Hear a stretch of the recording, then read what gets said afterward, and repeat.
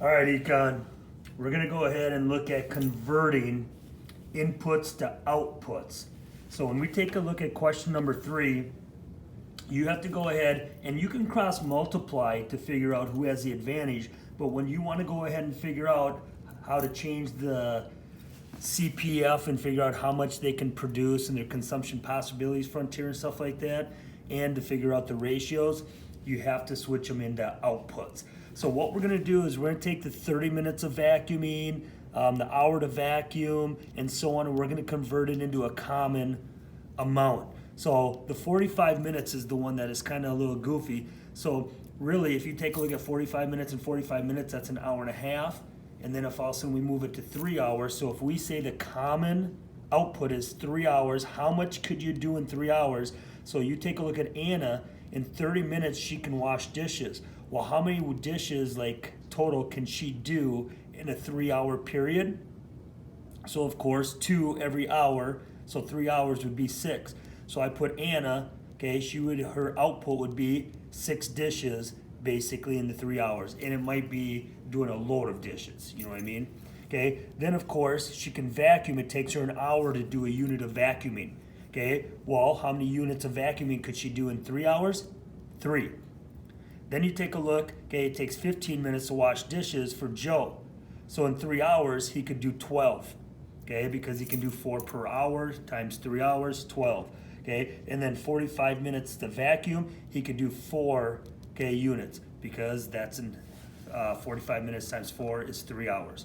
All right, so I gotta switch to output. Now we can do it exactly what we did with the other problems. Okay, you take a look, remember it's inputs to start out with, but we switched it to output. Okay, if you take a look at who has absolute advantage, Joe does, because you take a look at Joe, only takes him 15 minutes to wash dishes, or it takes Anna 30, or even if you take a look at output, 12 to 6, so the high number, right? Third one, okay, who has the comparative advantage? We can cross multiply towards dishes. Okay, and you can see 24 and 36. Remember, since now it's output, you take the high number, so Joe would. Or, okay, you know, you could cross multiply the other way and see with vacuuming, it would be 36 over here for Anna, okay, and 24 down here for Joe, so Anna would be the comparative advantage for number 4. Now, okay, we could go ahead and we can do the cost. Okay, what is the cost of doing one dish? Every time Anna does one dish, she has to give up a half a vacuum, okay, because it's 3 over 6. And then of course for Joe it'd be 4 over 12. So one, okay, dish, Joe would have to give up 1/3 vacuuming. So if you take a look, Joe's giving up a third, Anna's giving up a half. So who has to give up more? Anna is. So you take the low number who has the lowest cost to produce or do that item. So basically, Joe would have the advantage. And we talked about up there that Joe did have the advantage. Okay, now where would be the mutually beneficial trade? Okay, between 1/3 vacuum and 1/2 vacuum. Okay, so Joe should end up getting up to a half of a vacuum from Anna if he were to trade. So if he just did dishes where he has the advantage 12, you times that by 1/2, okay, and he could get all the way out to 6 for a consumption possibility frontier rather than his 4. So you can see that he improved through trade with Anna if he got the maximum amount. All right, so that's how you end up doing inputs. Let me go ahead and show you one more.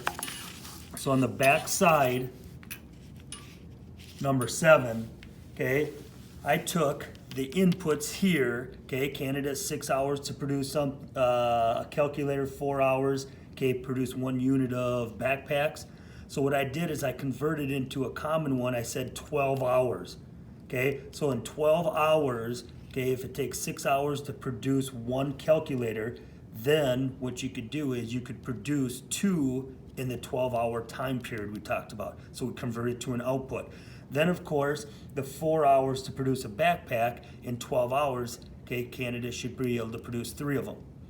Then of course, you take Japan, 2 hours to produce a calculator. So 12 hours, they should be able to produce 6. Okay, and then 3 hours to produce backpacks. In 3 hours, they should be able to produce 4 backpacks. I mean, in the 12-hour period, if it takes 3 hours per backpack. Now I got to convert it to output.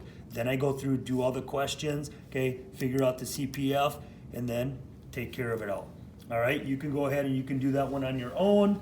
You can see my answers there, but otherwise, try to do it by yourself first.